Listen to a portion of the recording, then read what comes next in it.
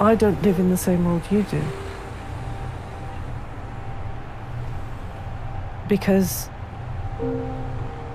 you don't know what it's like to stand where I'm standing.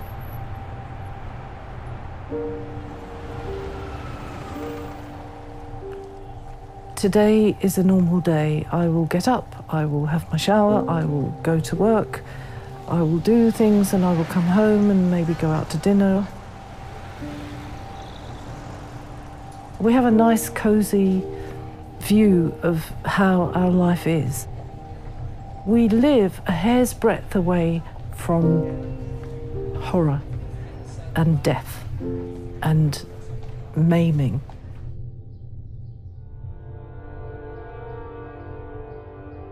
My name's Jacqui Putnam. I was on the Edgware Road train on the 7th of July 2005.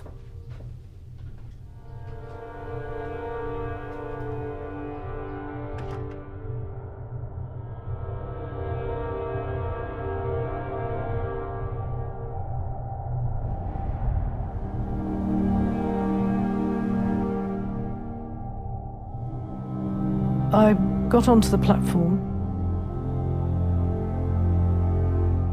and there were pockets of people. There was a group of about 4 people standing by the wall, and one of whom had a rucksack, and it was on the floor. The train came in, and I got on.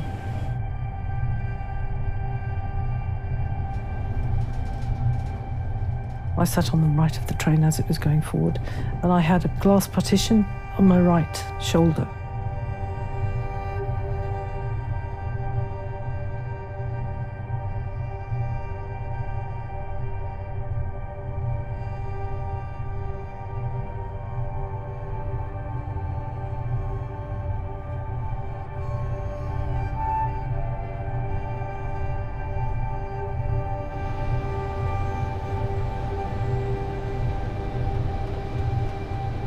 We stopped at Edgware Road.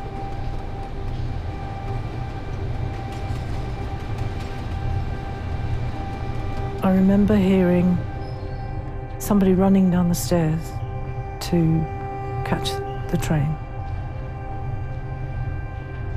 They ran and just jumped on the train in the carriage behind at the last second.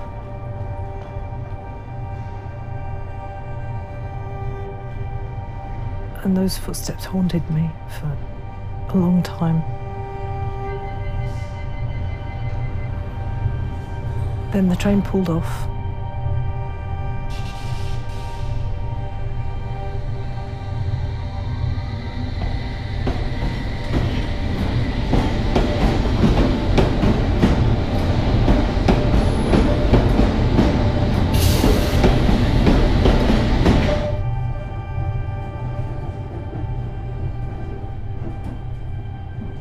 And as it gathered speed and began to turn in the dark part of the tunnel, there was a sound like a firework.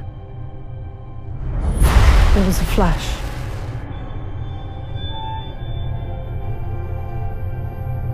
And in that flash, I saw these tiny, tiny little pellets of glass. They were flying through the air with tremendous force, and they were showering down on my head and on me. As I went forward, I saw this hole in the floor, in this flash of light, with all this moving machinery. And then everything went black, so I couldn't see anything, and I couldn't breathe.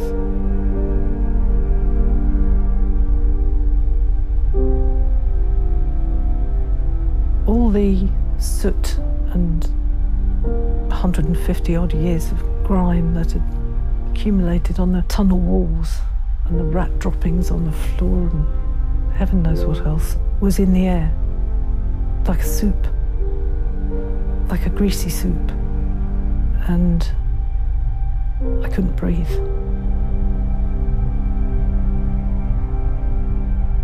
And all I could think of was my two daughters. Their faces in my mind. Just their faces, thinking they're going to wonder if I suffered before I died. And they're going to think about these moments for the rest of their lives.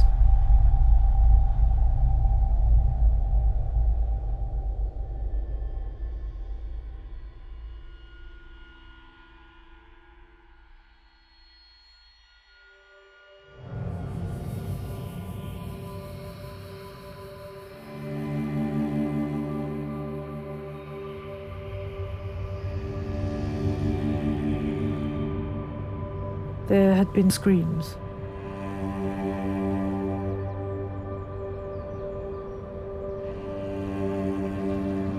If you hear these screams, you never forget them. They chase you through your days, through your nights. But then the scream stopped.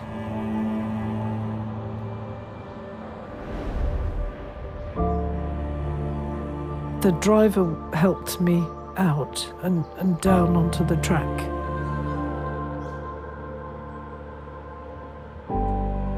And he said, "You must go back along the side of the train."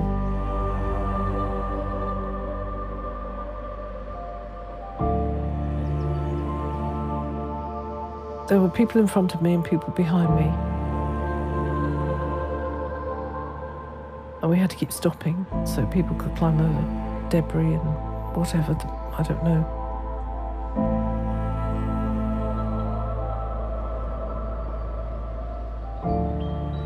We stopped again, and the woman in front of me turned and looked into the carriage where the bomb had been. Her face screwed up and she began to cry. I turned and looked, and then I felt my face do the same. And I began to cry. There was nobody alive in that carriage that I saw. The carriage was demolished. It was blackened, and I knew it was a bomb.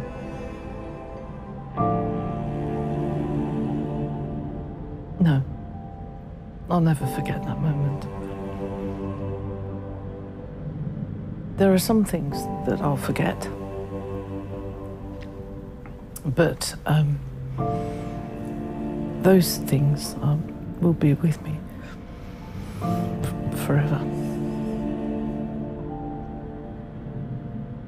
The man behind me put his arms around me. It's all right, it's all right, don't look. And said, "It's all right, don't look, don't look, don't look, it's all right, it's all right." Don't look, it's all right. I would have sunk to the floor probably, but he actually gave me that impetus to turn around and carry on going. That kindness, that moment of kindness.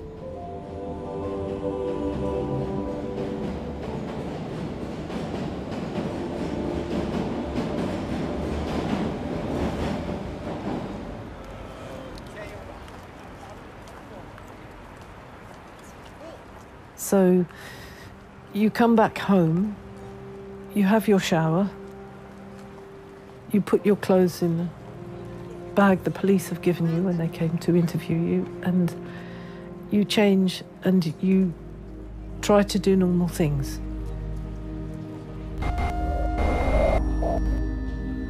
The flashbacks began when the immediate shock wore off. You experience them as if you're really there. You can smell the smell. You're in that place. And they can last a split second. But for that split second, you're there.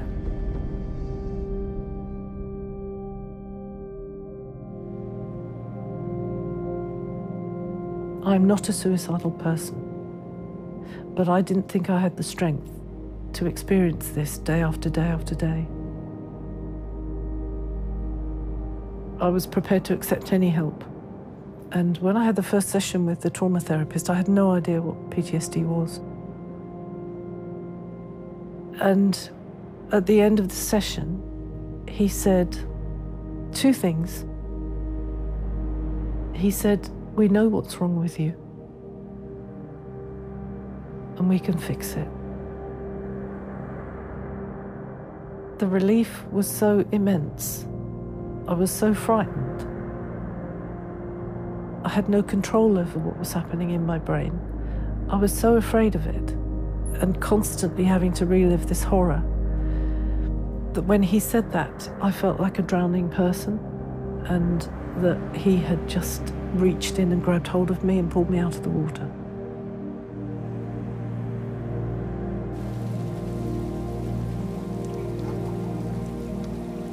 Everything up to 8:52 on the morning of the 7th of July for me is fixed in ice. My life before that happened before it. That's who I was before. And that's the life now is moving away from that and moving on to whatever lies in the future with the people that have become as close as family to me. I've been to 2 weddings and it was wonderful. I'm hoping to go to more. Babies have been born. It's wonderful. Yeah.